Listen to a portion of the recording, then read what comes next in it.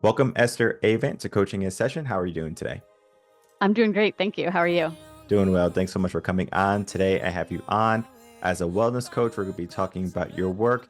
And in the world of wellness, I always love speaking with different personalities, different coaches, different mindsets, because wellness can be different for everyone. Some people can say, well, I just want to be able to walk around the block, walk up some stairs. I want to be able to run marathon, do Ironmans, and we all have a different perspective on wellness. And some people might say that to be well might be just to be able to walk to the bathroom and walk to the fridge and do things. But yet, I guess you can say the view for many people, right? Maybe they want that chiseled six-pack abs, they want that bikini bod. Wellness can be so many different things. And we're going to be having that conversation today. In your own words, can you tell the world who you are, what you do, and how you help? Yeah, my name is Esther Avant. I am a personal trainer, sports nutritionist, health and weight loss coach, and I've worked for the last almost 20 years in a whole variety of different settings in the health and fitness realm, from commercial to corporate to boutique gyms. And I've owned online coaching business for the last 9 years. And we provide really full spectrum health coaching for women who are wanting to get off the weight loss roller coaster and go about their weight loss in a way that doesn't suck and sets them up for long-term success. So what we do is a combination of, exercise programming, nutrition coaching, and a lot of lifestyle and mindset work, because that's really what is underlying all the other stuff. And how you are thinking and how you're operating is really what makes the difference between the exercise nutrition stuff feeling easy or feeling nearly impossible. What would you say is the biggest hurdle for women today to have a total overall healthy lifestyle, being totally well? It could be body or mind. I think trying to do it all, or the belief that we can, should, need to be doing it all. The thing I pride myself in, when you were talking about, how we all define wellness differently, what I think of as wellness is having a fulfilling and purposeful life where I don't feel held back by my body. I don't feel obsessive about my exercise. I don't feel rigid with my nutrition. That what I do to support my health is sort of like running in the background and allows me to do everything else that I want. And I think that the fact that so many women have poured themselves into their careers, into their families, and are in a position where there's nothing left for themselves, I think is the biggest hurdle to overcome, is to reconcile being okay with setting boundaries or sometimes saying no to things and recognizing that it's not selfish, it's not anything negative. In fact, no one is getting the best of you when you're not prioritizing yourself. Where has this belief arisen from where a woman would have to think that she has to do it all? Hmm. Society, I guess. Could be I society. think I think, there's certainly some of it is self-imposed. I know for myself, there are times that I am internally telling myself, I should have folded the laundry before my husband got home from work. I had chicken nuggets and French fries for dinner. I should have made I think a little bit of it is holding ourselves to really impossible standards. But I think there's a lot of inputs that we receive that are showing us these, powerful and successful career women, these present and engaged moms, these happy and connected wives. And we just start to feel like I must be doing something wrong if I am not able to do and be all of those things simultaneously. And I see it all the time on social media, women who are saying, like, other working moms, how are you doing it all? And when people are being honest, they say, I'm not. These are the things that are important to me that get done. These are the things that don't. And I think, everybody is just kind of seeing like the highlight reels and the ideal, and thinks they need to be living to that ideal rather than figuring out what's realistic and what will work for them and give them a life that they're happy with. You brought up a great point there where we have our social media of other women, other moms, they're out there, they're doing it. And it seems like they're doing it all. And when someone asks, like, how are you doing it? Because they might be struggling to do it all, then the person's like, well, I'm not doing it all. So the reality of social media is maybe a lie, if you want to call it that, where everything seems perfect, but the reality is, we need help. We need sometimes guidance. And this is where, coaching comes in, I believe, because if we can have a coach that we can rely on to help us out, then it's almost like we can delegate some of the work. We can take something off our plate and even off our mind, because if we're worried about every little thing, it's like, okay, I have to worry about this, I have to worry about that. And then this is where the impossible standards that we are going to be giving ourselves, and this doesn't even have to be for women only, it could be for anyone, where we just say, well, we have to do this, we have to be this type of person. And the reality is we end up at burnout because we're trying to do too much. How can someone identify what they should be doing? And especially if they have lofty goals, you're a corporate driven woman, man, whoever, we have these lofty goals, but sometimes those goals can not lead to the life that we want. That's an excellent point.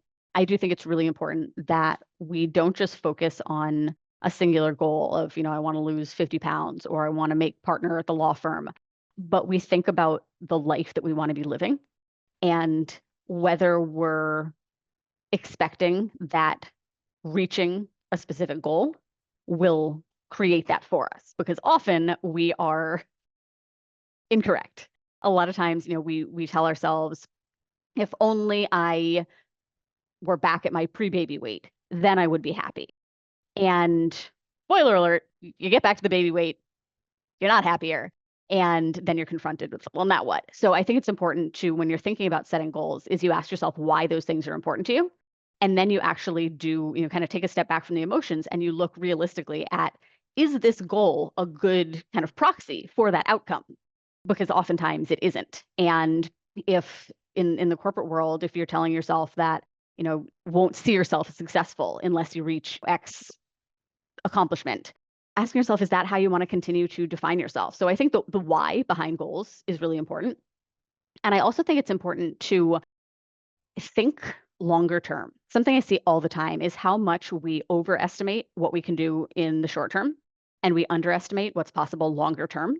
So instead of this feeling that I need to do everything in all areas of my life right now, giving yourself the opportunity to plan way ahead. Start thinking, instead of, where do I want to be by this upcoming vacation? Start thinking this time next year or in 3 years or when my kid graduates or, whatever it is, thinking longer term. Because when you have more time, you can really go about something in a healthier, more sustainable, more successful way. And what I've learned is that the people who are accomplishing really impressive goals are the ones who have that long-term focus. And they're not saying, how much weight am I going to lose this week or this month? But they're saying, if I want to ultimately be able to retire and hike these mountains, what needs to change between then and now so that that's possible for me? And they reverse engineer based on where they want to be, and they allow themselves the time to get there. I want to backtrack a little bit and I want to talk about the why, because the why is going to be different for everyone. For example, if you have children, you might say your children are your why, but maybe you didn't have children before, right? And that's all of us. So what was your why initially? It's easy for a parent to fall into the trap of, my child is my purpose. I live for them. And it's a good mindset to have. They can definitely drive you to do great things in life. But sometimes the why is going to be driven from an outside stimulus, right? We see our social medias, as we were talking about. We see other people and we say that we have to have this too. And sometimes we fall into the trap of going after something, finding ourselves at the end of it, and we're not happy. As you said, that we can get to our pre-baby weight and then we find that we're not happy. Why do you think the why is so, the word I want to use is deceiving? Because we can think that this is for me. I was supposed to climb the corporate ladder, and then we finally get there and we're like, this is not what I truly wanted.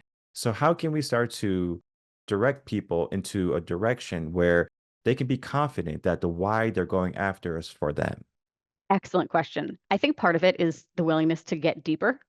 And I'm sure, you have heard, and most of your listeners have heard about kind of the 5 whys exercise, where essentially you take on the role of a very annoying toddler.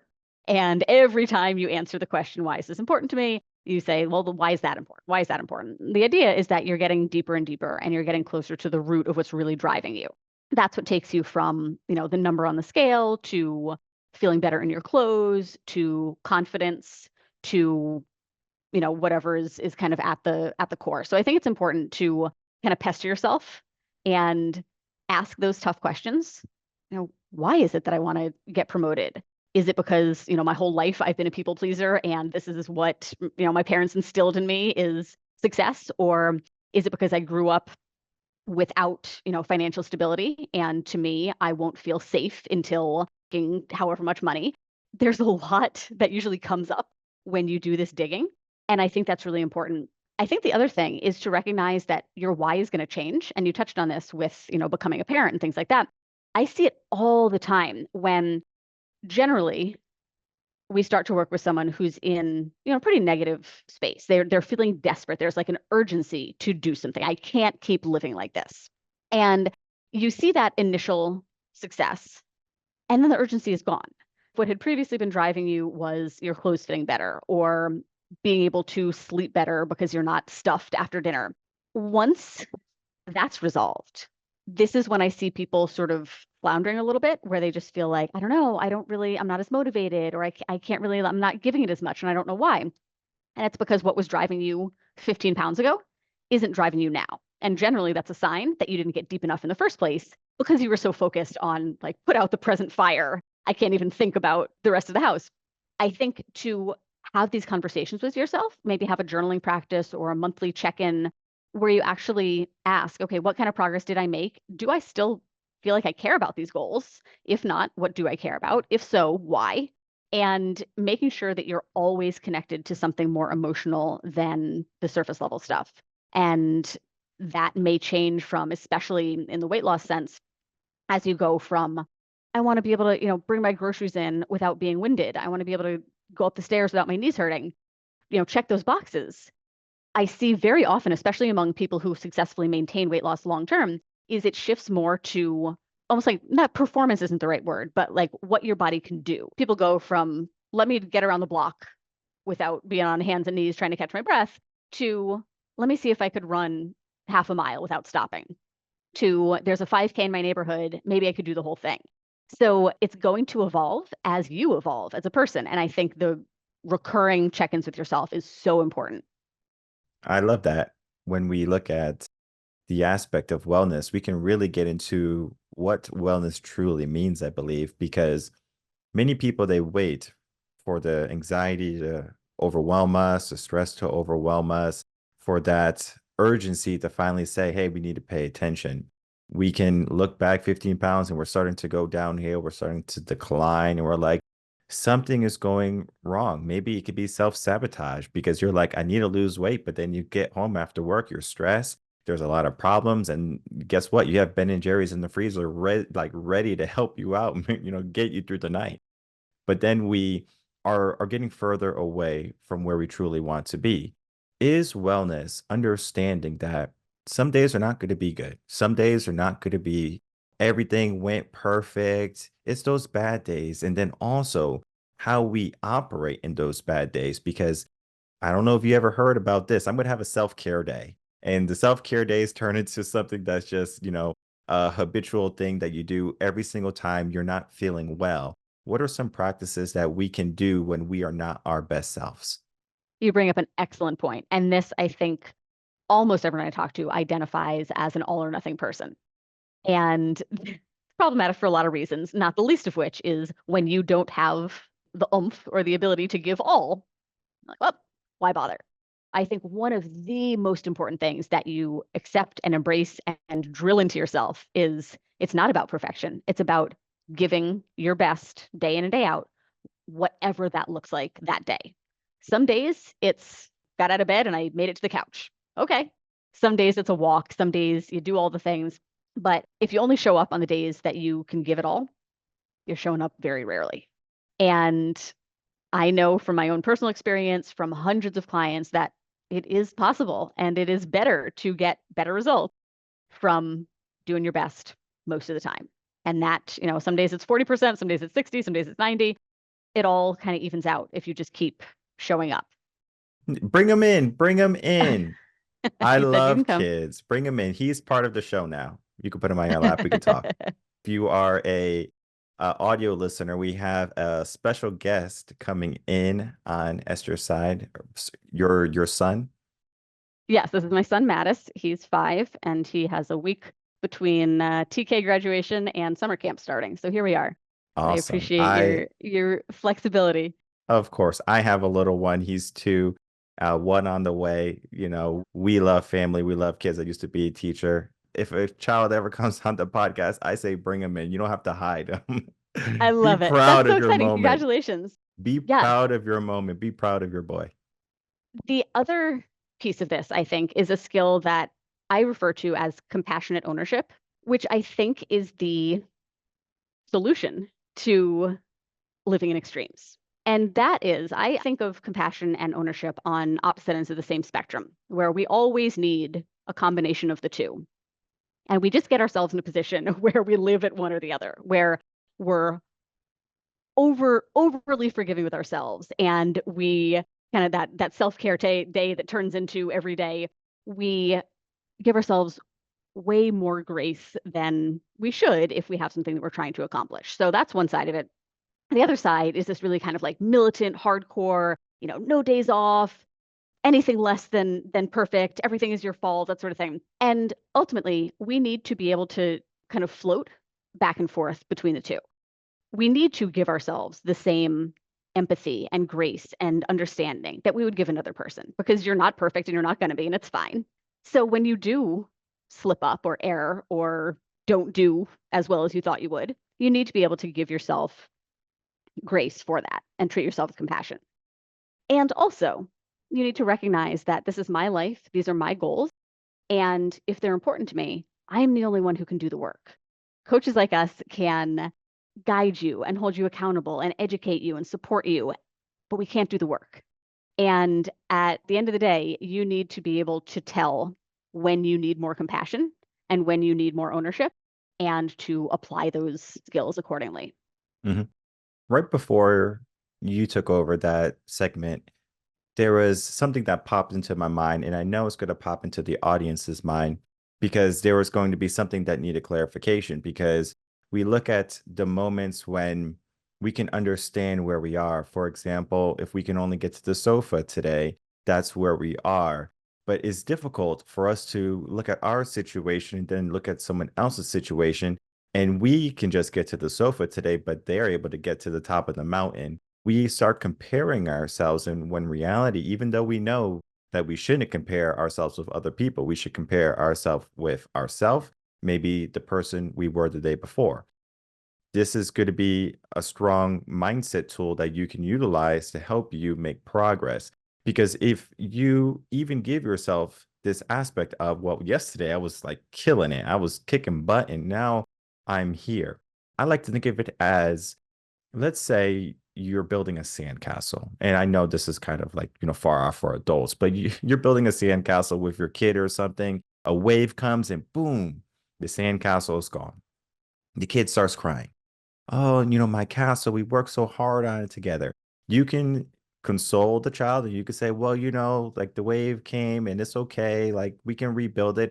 Or you can just start rebuilding it. And that type of mindset, when you just start doing it, it creates something like systematic in your life. Oh, something went wrong. Let me get myself back up.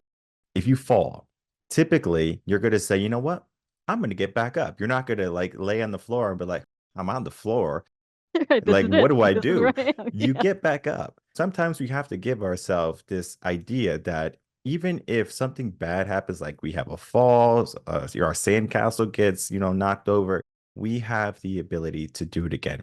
And I just like to link it to life, because if you have life, if you have the chance to be worried, to be anxious, to be stressed, and that means you also have the opportunity to make a difference. So when we start to look at the difference that we create, do you find that the difference is more for ourselves or maybe for the people around us too? It could be a combination, but which one do you think, if any, is more powerful to an individual? Oh, hands down, yourself, your thoughts, largely because that's the only thing you can control. You can make an effort to, shape your environment and surround yourself with people who support you and encourage you and build you up, as you should. But at the end of the day, you can't control what other people do, how they're operating, what they're doing, how, what results they're getting, any of that. What you can control and what makes a much bigger difference than most people realize is how we think. And I have an excellent example of that tied right to what you were just saying about, just getting back up again, just starting, just continuing to move forward. I was coaching a client on this just the other day where we were talking about setting some boundaries around how often she was going out to eat. And she said, for a while I was telling myself one breakfast, one lunch, one dinner per week. And some weeks I would do even less than that. And then what always happens happened. And I just kind of like fell out of it. I said, well, that's exactly the issue, is that you're telling yourself this is what always happens. Because in reality, all that happened was you said you were going to go out 3 times max, and maybe you did 4. And then because you were telling yourself I failed, well, 4 turned into, we lost count because you stopped caring. The only thing that needs to change is how you react when you slip up a little bit or you make a mistake. It's a learning opportunity, but it doesn't need to turn into this big deal. So all you do is tell yourself, oh, yeah, I said 3 times. What do I need to do so I can still end up in a place that I feel good about? The only thing that's changing is how you're thinking about it. And that goes for everything. Another example, I was talking to another client this morning, and she was saying, I was so mad the last couple of mornings. I woke up like 5 or 10 minutes before my alarm, and I hate when that happens. And I was like, oh, that's interesting.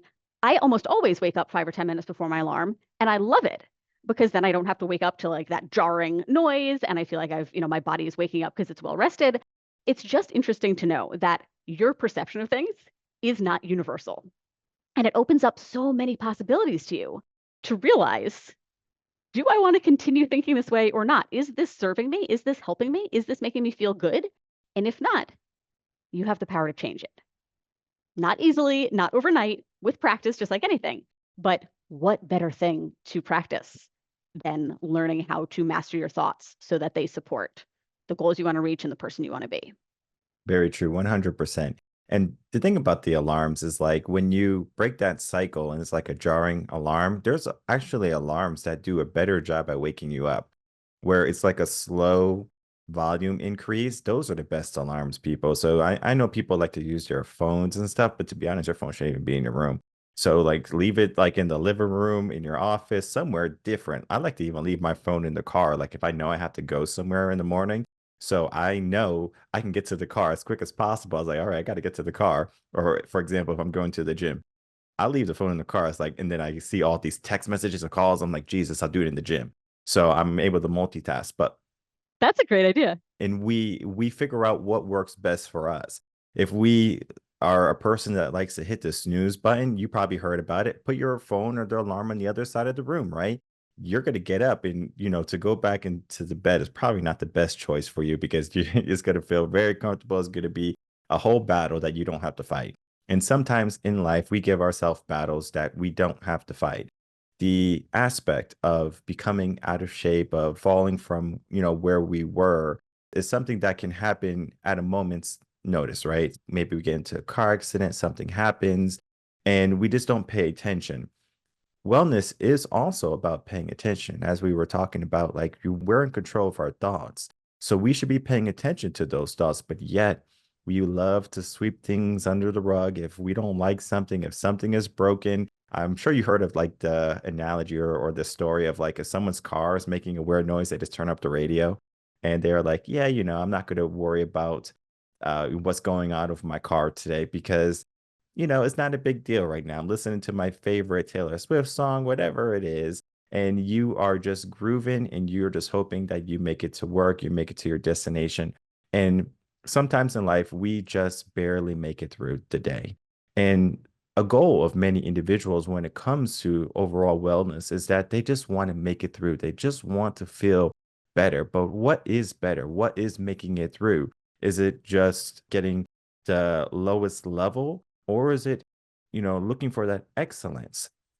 There has to be a barometer that we look at when we're trying to say, this is what I want. Looking back at that client who you was talking about, like the going out to eat, we have to give ourselves that barometer because if we don't, then that's when we, fall into that, like the failure loop.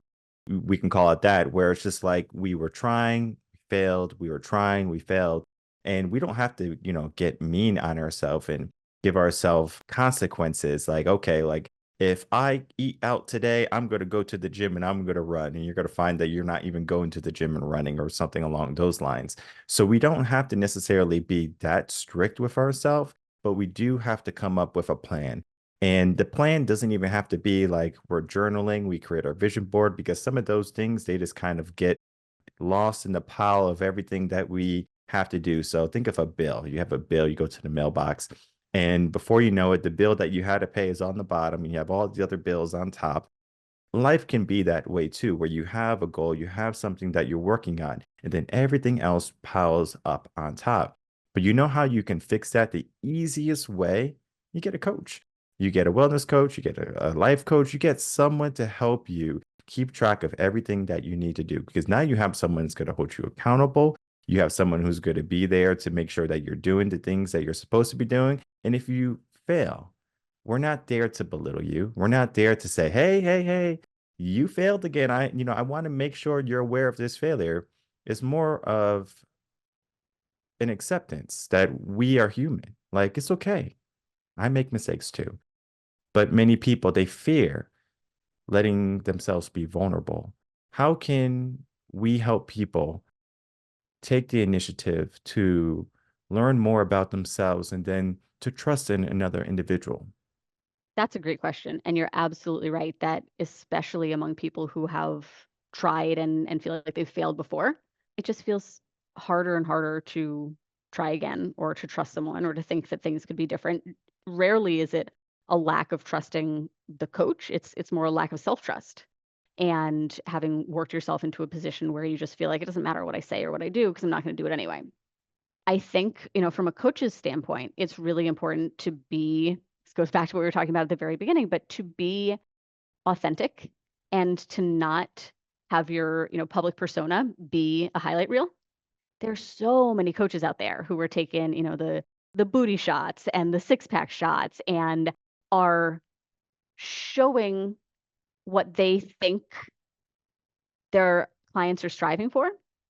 And I guess in some demographics that may be, but for just like regular people who want to have the energy to play with their kids and who want to be able to retire and still travel and just, be off medications and not die of a heart attack and stuff like that, that's not what they want to see because that feels impossible. It feels out of reach. They want to see something like this, where you have a working mom who has a kid that climbs on her lap in the middle of something and you just keep going. You want to see somebody who's relatable and who you're going to say, I feel like this person gets it. He understands where I'm coming from. And like you said, won't shame me, won't make me feel bad, but will actually help me. Because to your point, if, all those other demands on our time, all those other stressors, they're not going anywhere.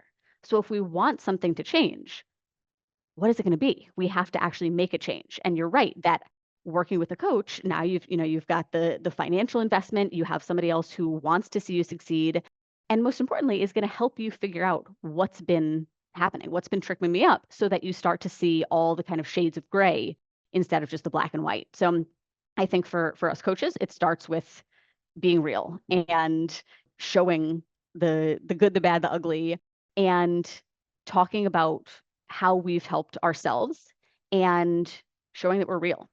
And I think podcasts, long form content like this helps a ton because on, your shorter social media platforms, it's hard not to just give a highlight. But with something like this where you can actually have a conversation, you can get to know someone. I feel like a lot of the women that I talk to have listened to my podcast before they reach out and they get a feel for me. They feel like that's a nice person and she seems like she can help. Like I connect with her. So I think that's a great way to warm somebody up and help them feel more comfortable asking for help because that's not a comfortable thing either.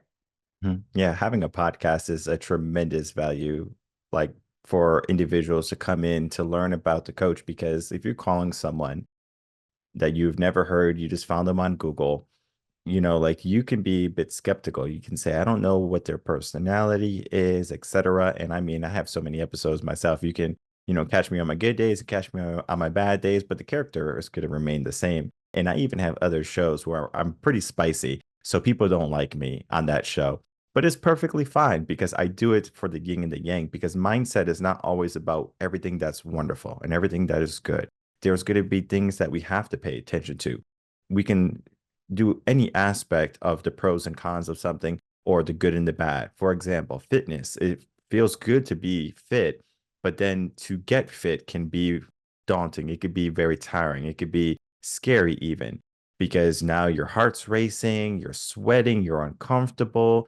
Those things are not necessarily something the mind is naturally saying, hey, I want to do. And then we can Right, even keep look at doing this. Yeah. different, yeah, and then we can even look at different aspects of mindsets like David Goggins. David Goggins is like, hurry up and do it and stop being a, like a chump. I'm gonna keep it PG.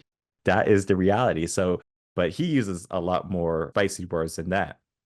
We have to figure out what is our level. And our conversation today was definitely one of, being, understanding that everyone has their own journey, but then everyone can also modify their journey to be true to themselves. It doesn't have to be what the world says or what their mom told them, or their dad told them, or their peers tell them. They get to choose what is their why, what type of lifestyle they want, and they have to begin to take that action. And I think a great place to begin is here, by sharing this episode, inquiring about your work, doing the investigative work to see, okay, am I ready to take this leap? It is an investment, yes, but we invest in ourselves in all the wrong places.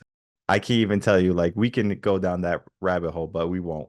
So many people invest in so many of the wrong places in their life when, as you said earlier, when I said, is it better to have yourself kind of as like that priority or like the other people who benefits the most? And we benefit the most. And it's almost like the aspect of filling our cup. If you fill your cup, you're going to fill up your cup, and then eventually you're going to be overflowing. And then everyone that's going to be in your proximity is going to also relish in that abundance that you're going to be producing, versus you give a little bit to this person, a little bit to that person, a little bit to your boss, your employees. You're going to find that that cup is empty. It doesn't even have to be a cup, it could be a bank account, your emotional bank account. So you're just giving away, you're just doing all of these withdrawals, giving it to people, but you're not depositing what you need for yourself to change, to enhance yourself. And that is wellness. Wellness is looking at the totality of what is you and is beyond only fitness. Sometimes people think, well, wellness is I have to, have a certain type of body. Well, no, no, no. You have to have maybe that if you want that. But then where are you in your mind? All right. Do you accept yourself? This is beyond looking at the mirror and saying, yes, I accept myself. Like, truly, who are you? Like, do you understand that? Because imposter syndrome is a real thing. And if you feel like you're not truly who you are, then that's when you have to take action. We are getting to the end of it. I do want to get some final words from you. Of course, you can talk about your book if you want to, or you could just do a regular outro that you typically would. And then, of course, please tell the audience where they can find you. Yeah, thank you so much. This has been an awesome conversation. You're an excellent interviewer, and I love where this conversation has gone. I hope that your takeaway from listening, you, the listener, is that you feel inspired to take action and do something, and that you recognize if you just keep putting one foot in front of the other. Yes, there are going to be times that you veer off to one side, you walk in circles sometimes, you fall down, you go backwards. All of that is normal, and it's part of it, and it's not a big deal, and there's nothing wrong with you. What matters is that you keep getting up, reminding yourself where you're trying to go, and striving to get there. As you mentioned, Michael, yes, I have a book. It's called To Your Health, and it's available on Amazon. Speaking of when I was talking about, what you can accomplish in the long term, that was what I was thinking of. Is in December of 2022, I decided to write the book, and now it's a real thing that is in people's hands. But if I had told myself you have 6 months to do it, wouldn't have happened. But by giving myself the time I needed to do it and do it well and get a publisher and all of that, now it's something that I'm incredibly proud of.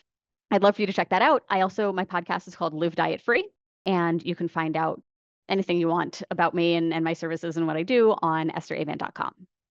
All right, easy enough. And I'll make it even easier. All the links are going to be in the description box below.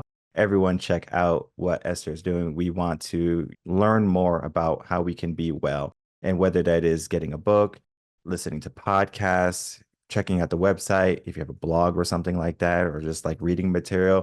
All of that right there is just a wealth of information for you to begin to dive into who you can become. And this is what wellness is. Who can you be? And if you're not the person who you would like to be today, do not fear, do not fret, just begin to take action.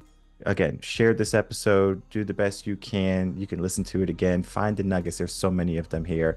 We even had a special guest. I would like to thank you for letting him on. This is a wonderful Thank you. podcast. It was so wholesome. And I just want to thank you also for being a wonderful guest. Thank you very much for having me.